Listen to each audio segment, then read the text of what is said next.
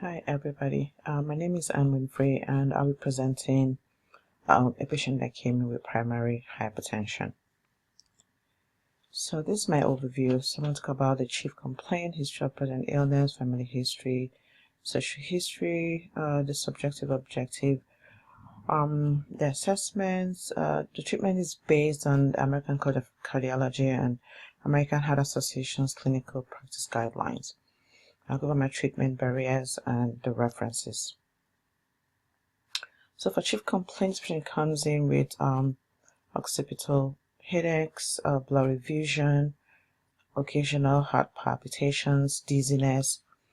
He complains of obstructive sleep apnea, insomnia, and anxiety. So this is a 65-year-old African American male patient that comes in, like I said earlier, with occipital headaches.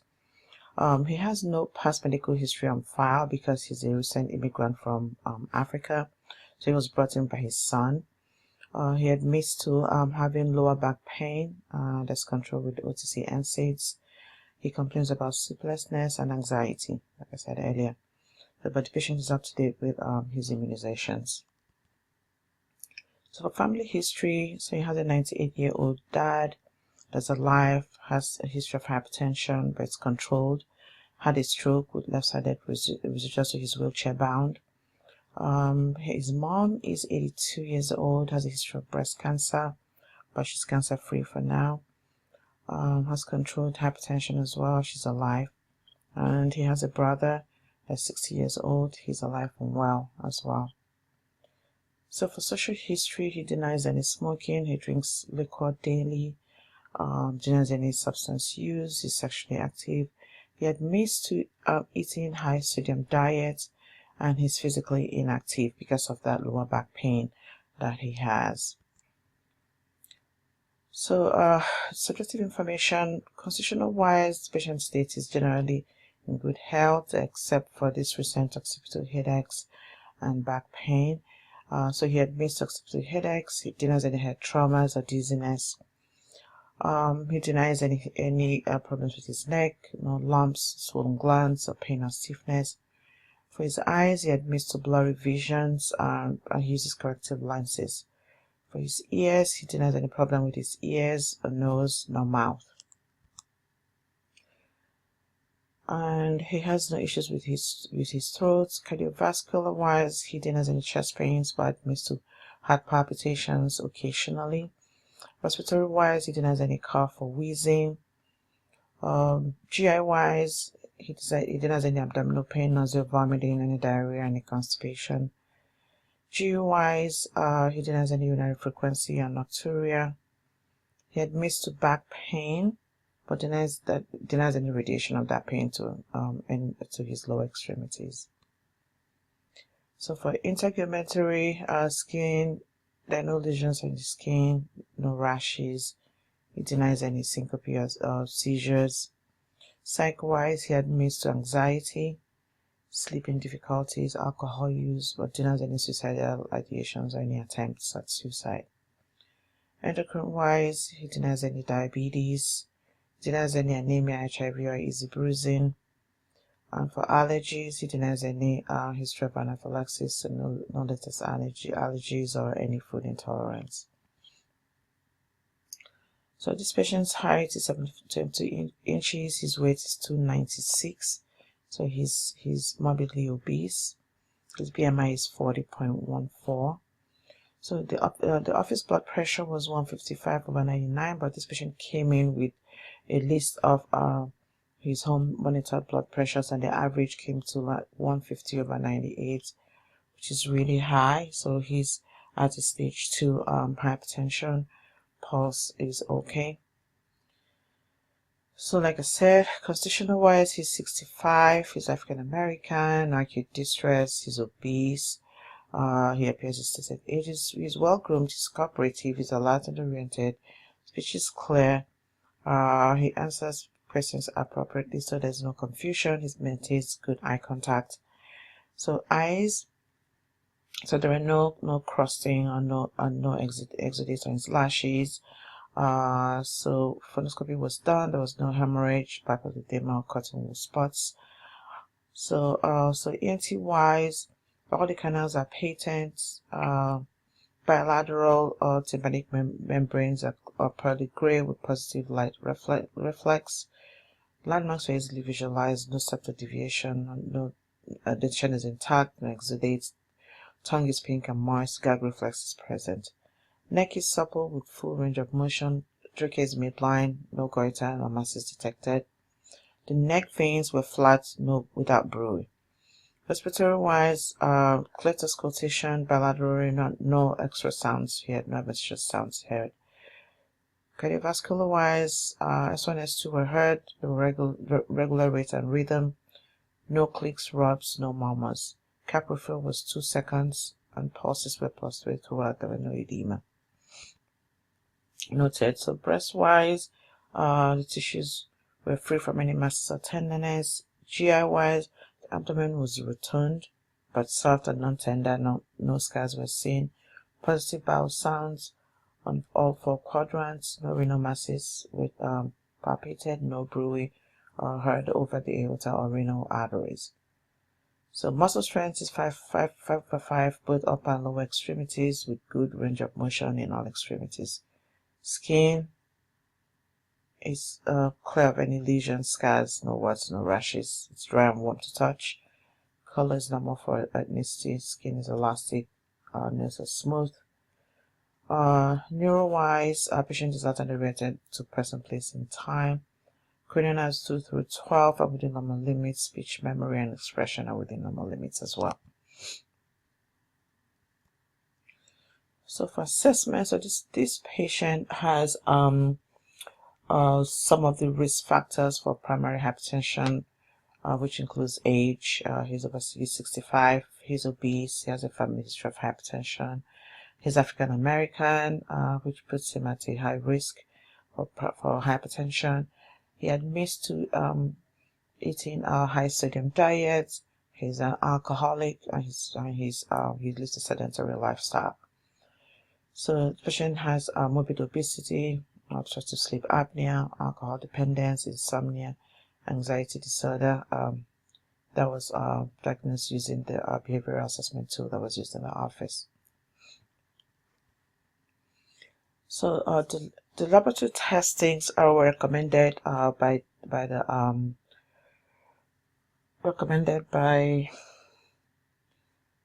the clinical guidelines, like I mentioned earlier. So we're checking for electrolytes, especially calcium and serum creatinine, used for estimation of glomerular filtration rate, fasting glucose, urinalysis, complete blood count, TSH, lipid panel, serum uric acid, because hyperuricemia is known to be a precursor to hypertension. An EKG will be done. We're going to calculate the 10-year atherosclerotic cardiovascular disease risk for this patient, and we expect it to be less than 10%. An echocardiogram will also be done to rule out any left ventricular hypertrophy. So treatment is based on the clinical guidelines, like I mentioned earlier, and it is recommended that lifestyle modifications in combination with pharmacotherapy should be encouraged in these patients. We're going to advise patients to reduce dietary salt intakes, increase dietary potassium supplements, weight management, adhere to DASH diets. Exercises should be included to help with that weight management. To limit alcohol intake, patient will be started on clothalidone, which is a diuretic, and the dose will be the smallest dose, which is 12.5 daily, and lisinopril 10 milligrams daily as well, because this patient is already at stage 2 hypertension. So patient will have referrals sent to a dietitian, physical therapist, for sleep study, ophthalmologist, and psychiatry. So I'll be going over the highlights of the clinical guidelines. So the first one is ensuring the accurate blood pressure measurement is is done for these patients, and it's recommended that the home blood pressure monitoring should be done and the average used for the diagnosis of hypertension. This is to prevent any white coat hypertension or mask hypertension. Age is a huge risk factor for development of high blood pressure. It says that all adults 45 years of age without hypertension, that the 40-year risk for developing hypertension is 93% for African Americans, 92% for Hispanics, 86% for whites, and 84% for Chinese adults. So this is really high. So these patients should be monitored regularly. Screening for management of other cardiovascular risk factors in adults with hypertension is also extremely important, and these include like smoking, diabetes, dyslipidemia, excessive weight, low fitness, unhealthy diets, psychosocial stress, and sleep apnea. So screening for secondary causes of hypertension is also very necessary for any new onset or uncontrolled hypertension for adults. So one of them is drug resistant hypertension. That's for those who are taking more than up to three drugs which are antihypertensives. Any adult onset of hypertension, especially for those below age 30. Excessive target organ damage like cerebral vascular diseases, retinopathy, left ventricular hypertrophy, heart failure.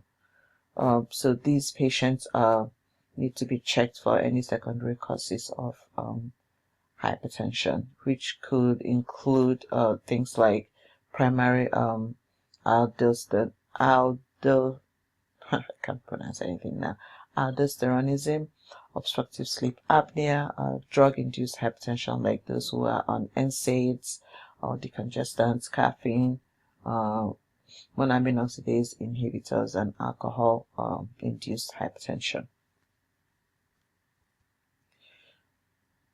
Okay, so non-pharmacological interventions to reduce blood pressures are highly recommended, and they include observing a healthy diet, sodium restrictions, potassium supplements, increasing physical activity with a structured exercise program. The benefits of pharmacologic treatment for blood pressure reduction is related to arteriosclerotic cardiovascular disease risk, and this is highly important for patients with blood pressure issues. So follow-up care is another very important factor in blood pressure monitoring. In patients with low risk adults with elevated blood pressure or stage 1 hypertension with low atherosclerotic cardiovascular disease risk that are not going to be put on pharmacological therapy should be seen between 3 to 6 months. So blood pressure should be repeated between 3 to 6 months. That's a recommendation. And for those with stage 1 with a high risk of cardiovascular risk, should be managed with both pharmacological and non-pharmacological therapy, and blood pressure should be repeated in 1 month. And for those on stage 2, should be started on 2 antihypertensive medications. And for initial the first line therapy for stage 1, thiazide diuretics are highly recommended by the clinical guidelines, and it could be either a thiazide diuretic, a calcium channel blocker, ACE inhibitor, or an ARBs, but not 2 of these.